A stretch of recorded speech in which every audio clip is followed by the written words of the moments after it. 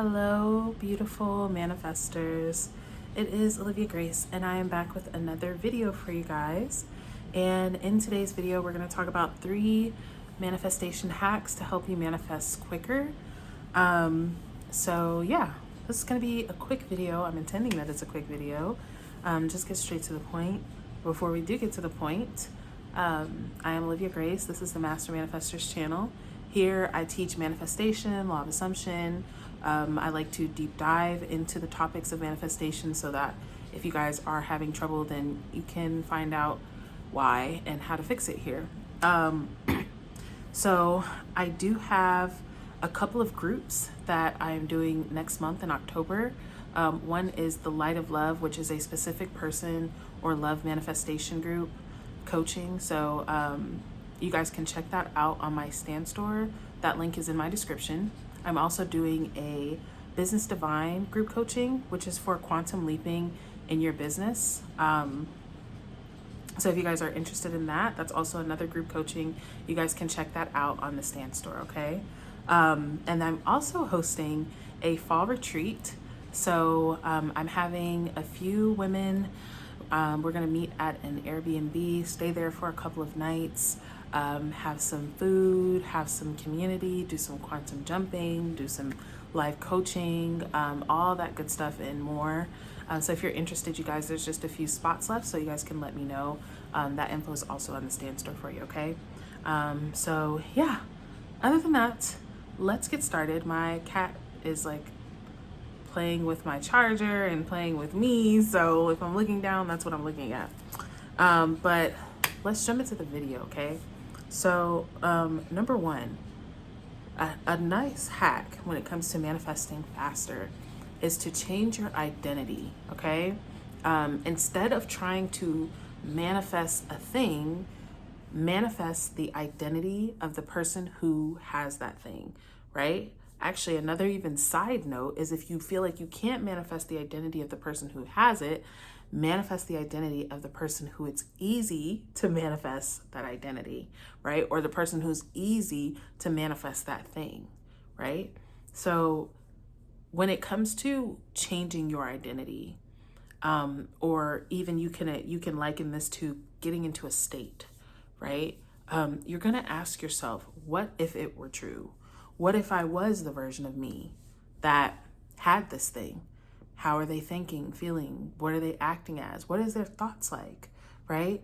Or if you can't go there, what if I was the version of myself who manifesting this thing was easy for, right? So I like coming into that state because sometimes when we have a lot of resistance to something, we can't go to the end, right? It's hard for us to get in the state of the end, which I'm revising. It's easy for us to get in the state, but when you think about, but what if it was easy, right? So instead of saying, oh, what if I was the version of me who has $100 million? You can say, well, what if I was the version of me who it was easy to manifest money, right? Who was just so simple. And that can be easier to get to than the actual end. But the reason I say focusing on your identity is because when we're focusing on a thing, it leaves room for a rebuttal, basically, from our 3D, from our conscious mind. So when we're manifesting a thing, like let's say again, $100 million, and you're looking in your bank account and it's not there, right? That evidence that you're looking for, seeking for, or checking for, or noticing that it hasn't happened yet kind of takes you out of the state. This is something that I've been saying a lot with my clients, which is that the first shift that happens, and in my videos too, but the first shift that happens when you're manifesting something is internal. You become the version of yourself who has that thing, right? Before you actually physically have that thing. But a lot of people bypass that. So they notice like, wow, I'm feeling different, I'm thinking different, but I don't have the thing. And so this isn't working, right? And so when you decide that, oh, I don't have the thing, you kind of backtrack on your progress that you made internally, because you basically deemed that internal shift as, useless, or it doesn't really mean anything, right? because I'm not seeing it in 3D. Whereas when what you're focused on is the internal shift, right? You're going to notice it much quicker. And you noticing it is going to give you the idea that it's working for me, right? Just that, you guys. And that's really where this first hack comes from. Whatever you do, you guys, whatever you can do to help you decide and believe that this is working for me, right, is always going to help you. That decision, that assumption by itself is enough to make you whatever it is that you're doing work. Okay. But when you take note of the internal shift and you count that and you say, this is relevant, this does mean that my manifestation is here, right? Not coming, not down the road, but here, you're able to get into that reality much quicker and see it crystallize into 3D much quicker, rather than getting into that state and then looking out and saying, oh, it's not here, so I guess I'm not this, and oh my God, it's always like this, and going all the way back into your old state. I'm intending that makes sense. Okay. Next hack is use techniques that, if you are a technique person, use techniques that go to your subconscious mind. So as I was saying about the first hack, our conscious mind is the one that is questioning, logical, calculated. And so when we're telling it things that, sometimes when we're affirming consciously or we're doing conscious techniques, our conscious mind is like, yeah, but that's not true. Like, yeah, but that's not happening, and depending on how good you are at persisting, right, that could really discourage you. Like, that could really help, that could prevent you from persisting enough, because you can actually impress the subconscious mind or even manifest with just strictly the subconscious mind. But a lot of times it does take some persistence that way. And if you're not believing, if basically everything that you're impressing on your mind is constantly getting challenged, then you may not want to persist, right? Or you may feel like, yeah, this is impossible, right? Most people come up against logical things that their logical mind tell them, oh, that can't happen. And at some point along the way, they accept that rather than persisting in the new story, in the impossible story, right? So Neville says, if a fool would persist in his folly, he would become wise. So although the thing may seem so, oh God, out of here, whatever, if you would persist in it, it would become true, no matter how outrageous it sounds, right? But will you persist in it? And that's a lot of like what I talk about on here, because everybody's telling you assume and persist, and are you assuming, are you persisting? But people aren't really talking about, why don't we persist? I mean, most of us are watching and consuming this content all day long, every day. We know exactly what to do, so why aren't we doing it, right? But the conscious mind and also the subconscious mind as well is some of the reasons why, those things, why you're not persisting. So something like subliminals and sat scenes, both of these things are techniques that go towards your subconscious. They go right to your subconscious. They bypass your conscious mind and go right to your subconscious mind, so that you don't have to worry too much about the rebuttal. Even something like sleep affirmations, that's also going right to your subconscious mind. You're not awake, so you can't fight with it. You can't argue with it, right? But subliminals, sat scenes, when I need something that is like, when I need something very fast, and that's something that's stressing me out, I go to a sat scene. If I want something, if I want to change something that I feel like is deeply ingrained in me, then I will do a subliminal, because the subliminal is going right past. You can get great results with subliminals, you guys. Speaking of subliminals, I am going to be offering subliminals soon. I'm going to create some membership tiers on here. So just for you guys that know, I'm going to be transitioning my Patreon from Patreon to YouTube. But those of you guys that are on Patreon, you're going to still get everything. I'm going to make the announcement in there and everything. But we're going to be transitioning over to YouTube, and I will be offering subliminals on one of the tiers as well. So, and more affirmation videos for you guys. Anyhow. All right. The third hack is Delulu is the Salulu. Okay, you guys. The best manifestors are able to be delusional. And here's why, you guys. And it's not bad. It's not bad to be logical, but I'll tell you this, you guys, it's just not advantageous to be logical. Unless you're gonna be a scientist, right? Like Joe Dispenza, and take time to track and measure and experiment and all this stuff to make it make sense, you're always going to be limited, basically.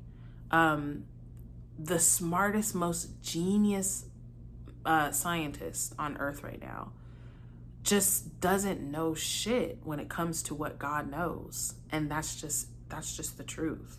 So as long as what you are deciding is possible for you is based off of what has been proven or what you already know or what you've seen in your life, you keep yourself in a very small box, you guys. This is one of the, probably the biggest issue with manifesting, is that people, they want to see evidence before they believe. They want to see evidence before they claim, before they assume. They're looking so much at facts. What's possible? What has it looked like in the past? You know, what is it looking like in the present? Right? What has happened for other people, right? Or whatever, like what people have told them, whatever. Like, but you guys, being delusional, this is how you make magic happen, right? When you're making magic happen, when you're making not even just magic, but very fast manifestations, miraculous manifestations, you have to be able to turn away from logic, turn away from the world of Caesar, right? You got to be able to go into your imagination boldly, because I think a lot of people still associate imagination with childishness, you know, like, oh, either it's like, oh, this isn't really going to do anything, whatever. Or it's like, oh, I hope me doing this is going to make something happen.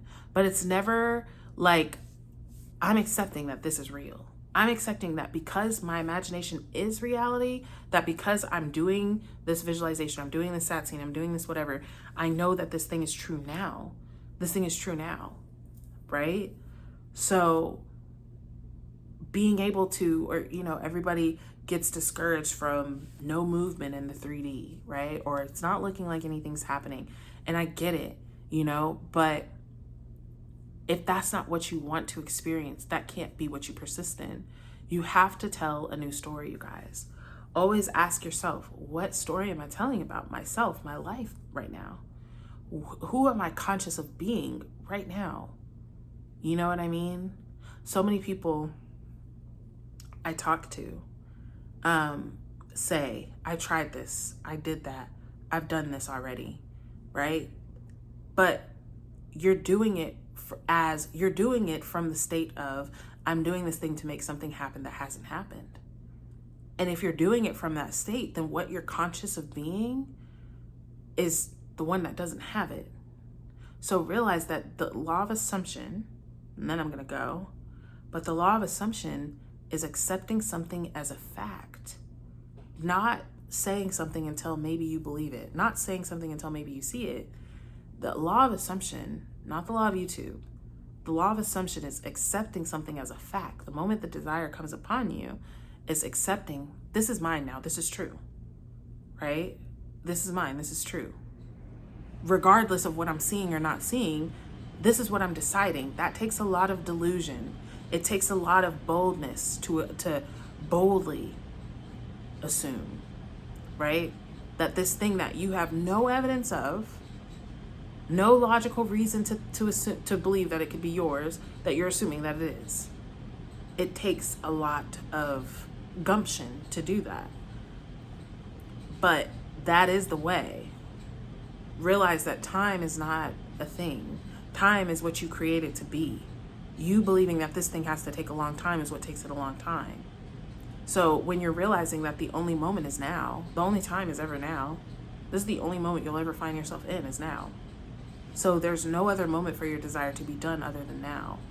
And so if there's no other moment, then shouldn't it be done now?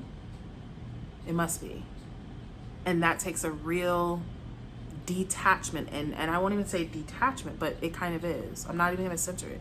It is. It's a detachment from what is. Not because it's not bothering you, not because, you're suppressing the fact that you don't like it, but because you're knowing that your imagination creates, so that what's in front of you is just temporary. It has to be passing through. Okay? So, I'm intending that helps you guys, all right? I'm sure that it does. If you all would like to join me in one of my group programs for October, which will be the last month that I am running group programs and doing any coaching this year, then definitely check out the Stand Store or email me if you have any questions about it. If you would like to join the fall retreat, it is starting on October 10th, October 11th, and ending on October 12th. So we only have a few more weeks before it starts. So definitely email me or check it out, purchase it on the Stand Store as well. There are payment plans for all of those things, you guys. So definitely check it out.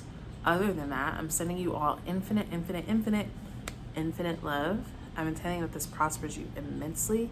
I'm knowing that it will, and it has. And I will see you guys in a video soon.